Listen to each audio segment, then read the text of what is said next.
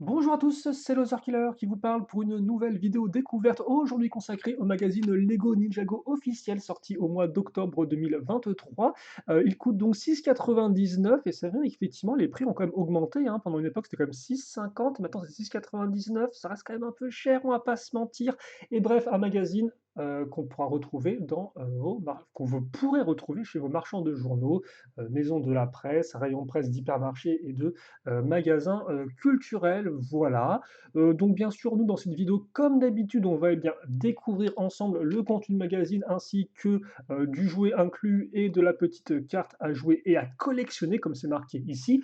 Et vous savez quoi? Eh bien, c'est par cette dernière qu'on va commencer tout de suite. Alors, je ne vais pas la retirer vu que moi, effectivement, je ne fais pas vraiment la collection ni je joue avec les cartes à jouer et à collectionner Lego Ninjago. Donc, il s'agit de la carte édition limitée LE30, J cristallisé édition limitée, qui n'est pas forcément incroyable, le J cristallisé. Je crois que c'est la version de la figurine qui est exclusive au temple du roi de cristal, si je ne m'abuse. Elle vient un peu sans épaulettes, j'ai l'impression, c'est un peu tristoun. Mais bon, au moins, effectivement, c'est une tenue qu'on voit assez peu souvent, donc pourquoi pas.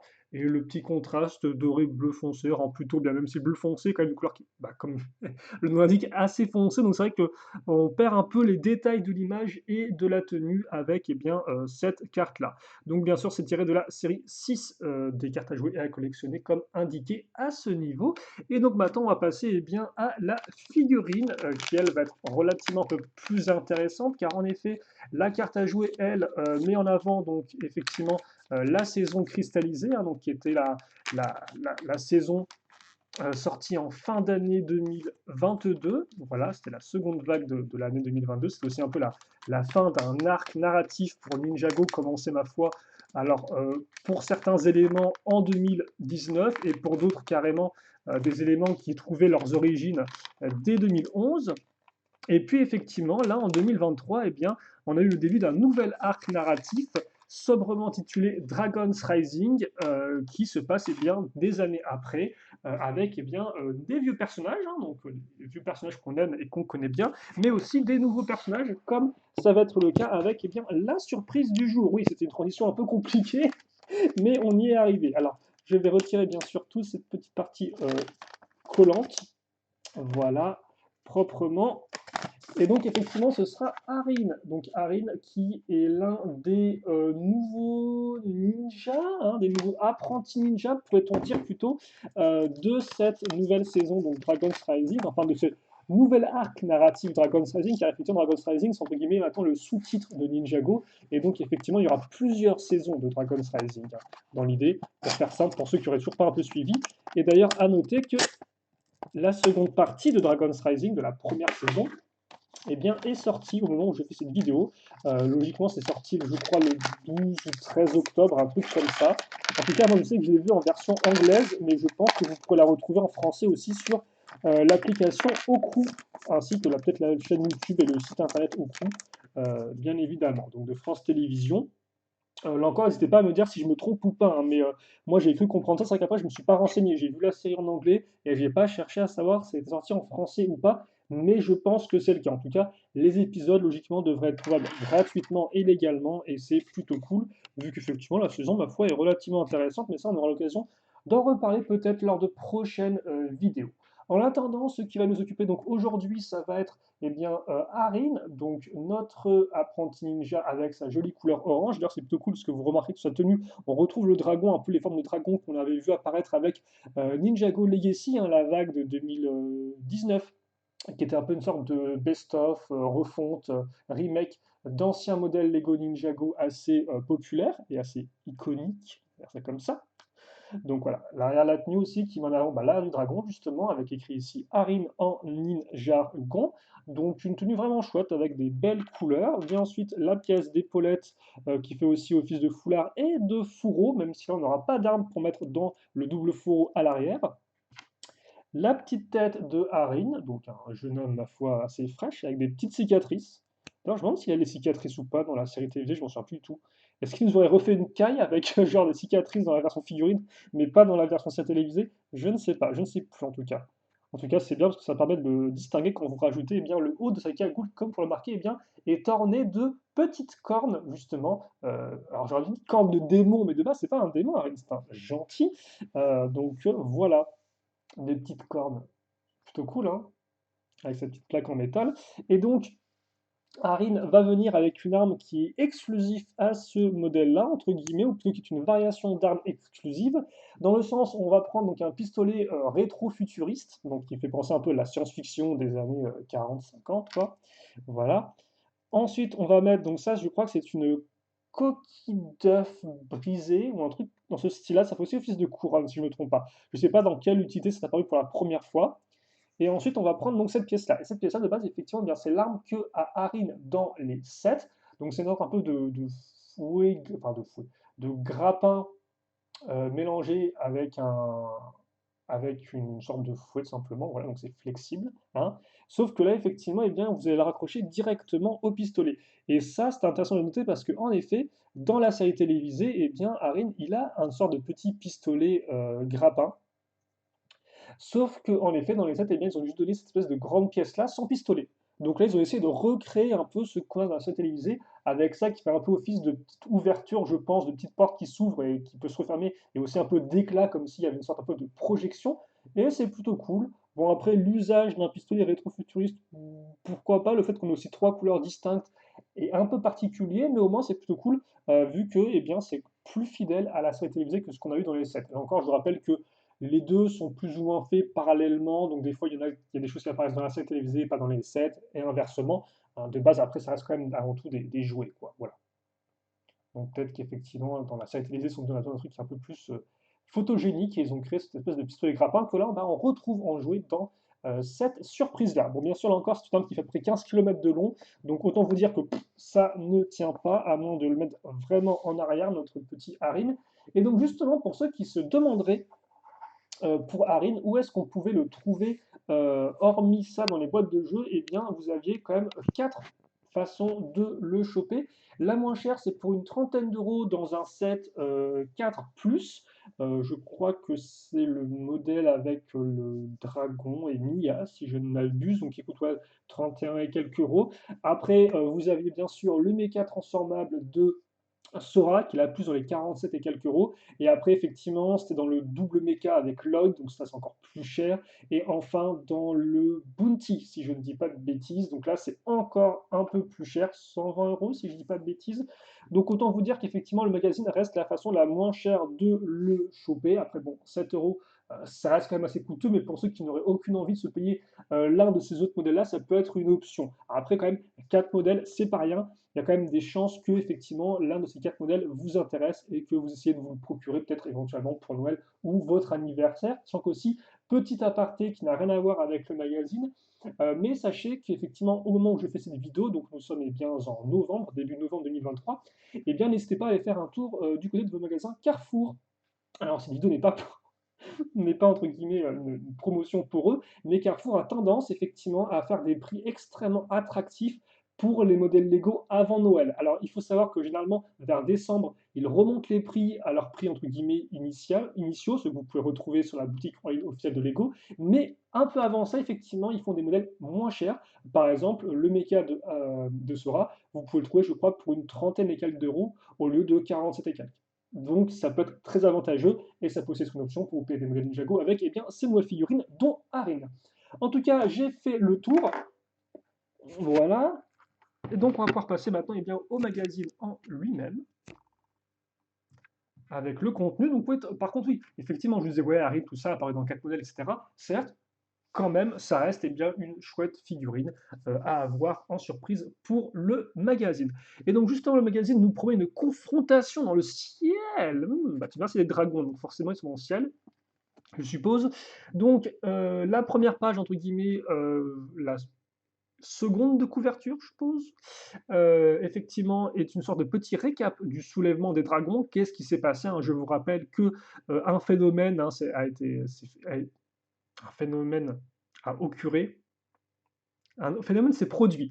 Il s'agit donc de la fusion. Alors, je sais pas si c'est le terme qui est utilisé aussi dans la version française de la série ou si c'est une autre traduction qu'ils ont faite pour le magazine. Donc, effectivement, la fusion qui a fusionné eh bien, les différents royaumes de l'univers, entre guillemets, de Ninjago, hein, parce que Ninjago de base, c'est effectivement un royaume, il y en a d'autres, il y en a 16 au total, si je ne dis pas de bêtises. Et donc, effectivement, c'est ça fusionne une sorte de méga royaume, et donc on a des méchants, c'est effectivement l'Imperium qui, eux, veulent capturer les dragons pour leur propre bien. Je vous passe tout toute l'histoire, ça je vous laisse le voir par vous-même, bien sûr, dans la série télévisée. Le record de la semaine, les marchés de Jago City, ensemble numéro 799, est le plus grand de la série à ce jour et compte 6163 pièces Lego. C'est genre, ouais, c'est un record, mais c'est aussi un peu une petite pub, genre, t'as vu ce gros modèle Lego? Il est bien, hein? Tu as 300 euros? 360 même, je crois. Mais pour ceux qui n'ont pas 360 euros, vous pouvez le voir monter sur la chaîne, vu qu'on l'a construit avec l'ami Shadow, effectivement, cet été. Un très beau modèle, effectivement, certes, à n'en pas douter. Donc justement, une double page avec le jouet, donc une petite présentation de Harin. Tout comme toi, Harin est un grand fan des ninjas. À force de s'entraîner, il a même appris tout seul l'art du spijitzu. Et si ça ne suffit pas, il peut toujours compter son équipement fétiche, le lance-grappin. Voilà. Donc Harin est ambitieux, car chaque jour, Harin s'entraîne avec acharnement dans le jardin familial pour développer sa star de ninja, faisant la fierté de ses parents, jusqu'à ce que seule la fusion vienne bouleverser toute sa vie. Il perd sa maison, ses parents, et se retrouve projeté dans un monde totalement inconnu. Tous pour un, mais en Sora, il trouve une super amie, en Lloyd, un professeur, et avec le dragon Ryu, un fantastique compagnon. Voilà. Ouais, voilà. Ah, c'est rigolo ça par contre. Photo. Ok, d'accord. Il y a des crédits de la photo. Je pensais qu'elles étaient faites par par l'équipe du magazine ou un truc comme ça. Donc ouais, non, c'est bizarre. Bon, pourquoi pas. Vous pouvez aller voir sur le site du monsieur. Parce que monsieur fait des photos Lego de base, je ne sais pas.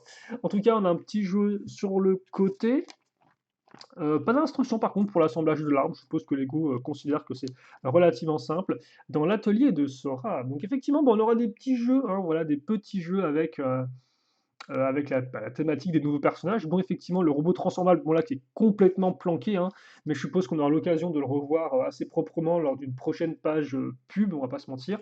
Par contre, c'est cool, on a le petit sticker en plus gros qui montre effectivement la course des mechas, avec à l'arrière le mecha des guerriers squelettes, parce que c'est vrai qu'effectivement les guerriers squelettes apparus dans le sous-thème Ninjago Core cette année, en début 2023, n'ont pas vraiment eu le droit à une histoire à proprement parler, si ce n'est peut-être à travers quelques petites bandes dessinées dans le magazine Lego Ninjago Legacy, mais justement on les retrouve aussi dans la série télévisée. Ils ont pas non plus trop d'histoire, mais au moins ils sont présents, au moins ils font partie effectivement de l'univers de Ninjago. Et donc, ils ont un mecha, effectivement, qui est plutôt cool et qu'on n'a pas eu en 7, ça par contre.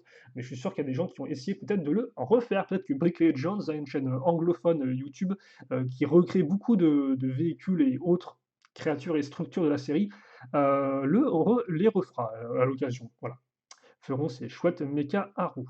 Donc la bande dessinée avec l'Imperium, avec Rapton. Bon, là encore, je vous passe tout ça. Je vous laisse bien sûr la découvrir par vous-même, hein. L'idée, c'est qu'avant tout, vous achetiez aussi le magazine. Je ne vais pas non plus tout spoiler. Petit jeu et ensuite le poster. Le poster, double poster, mettra en avant d'un côté eh bien, les ninjas pour toujours. Même si effectivement, pour certains, pour toujours, on attend un peu, effectivement. Et ensuite, on aura donc l'ordre de race. Mais ça, effectivement, le fait qu'on n'aurait pas forcément les ninjas qui apparaîtront à chaque fois tous ensemble, ça avait été dit hein, avant la diffusion de la série, quand il y avait une sorte un peu de réunion entre fans et membres de l'équipe créative de la série. Et on avait cru comprendre qu'effectivement, selon les saisons, ce ne seraient pas les mêmes ninjas qui seraient mis autant en avant. Voilà, donc à voir effectivement ce qu'ils feront pour la prochaine saison, qui logiquement, eh bien, sera début d'année prochaine, hein, d'après la fuite des noms des modèles qu'on a pu avoir. À voir là encore, justement, hein, après tout, ça reste des noms de modèles, on va pas non plus trop tergiverser là-dessus.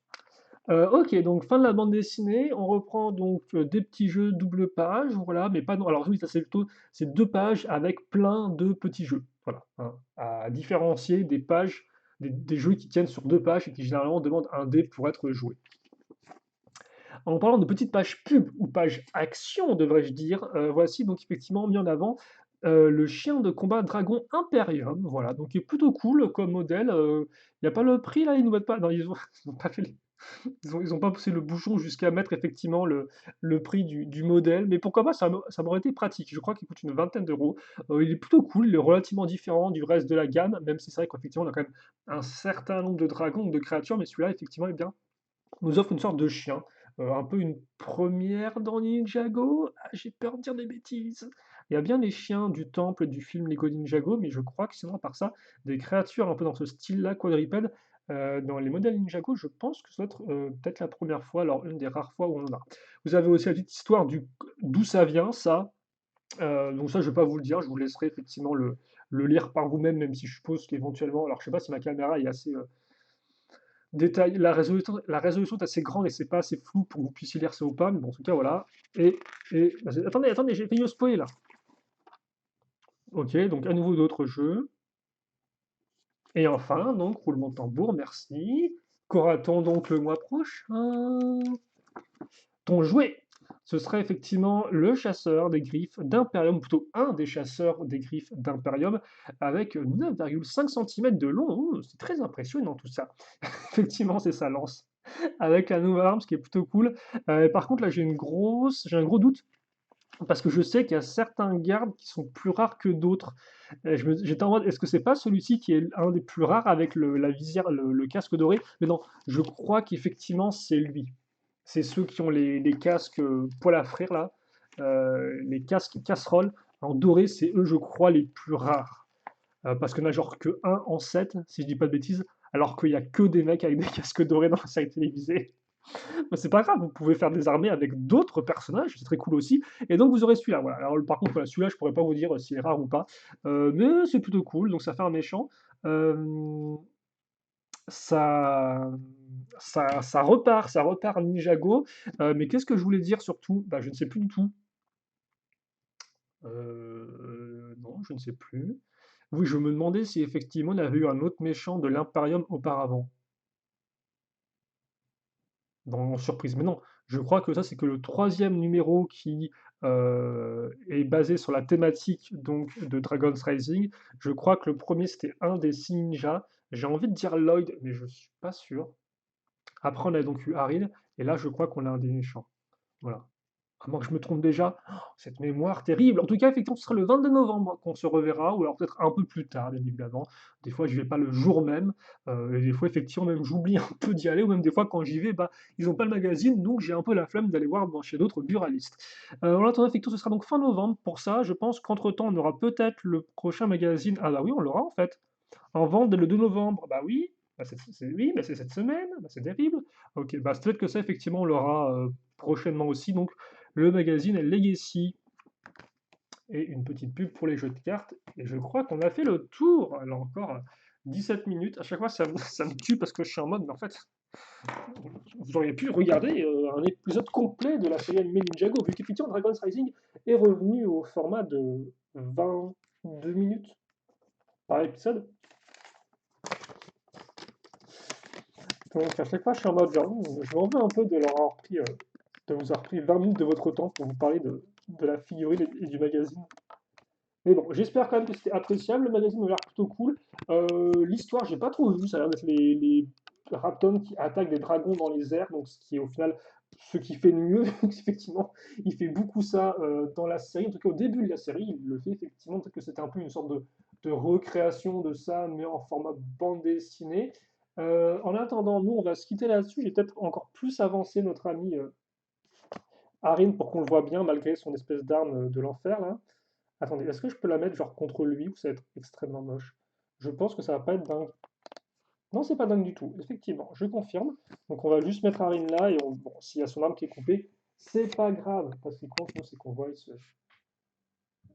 jeune apprenti ninja voilà, avec sa belle tenue orange, même si forcément c'est avec le contraste doré du haut de son casque, du haut de sa cagoule et orange, ça fonctionne peut-être un peu moins que des contrastes clair foncé que peuvent avoir d'autres ninjas ou d'autres personnages de la même gamme.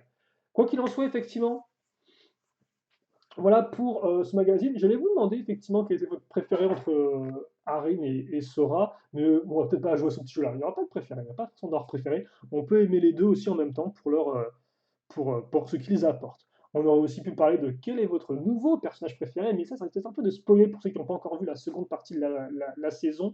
Donc, on ne fera pas ça. Voilà, donc vous pouvez juste me dire si vous aimez bien Harry Potter en tant que nouveau personnage, ce que vous pensez de lui, et puis bien sûr aussi ce que vous pensez du magazine si vous vous l'êtes procuré. En attendant, nous, on va se quitter donc là-dessus pour cette petite vidéo découverte. J'espère que vous l'avez appréciée. Et puis pour le reste, on se retrouve très prochainement donc pour de nouvelles vidéos. En attendant, passez une bonne journée, une bonne soirée, une bonne ce que vous voulez, et à la prochaine. Salut à tous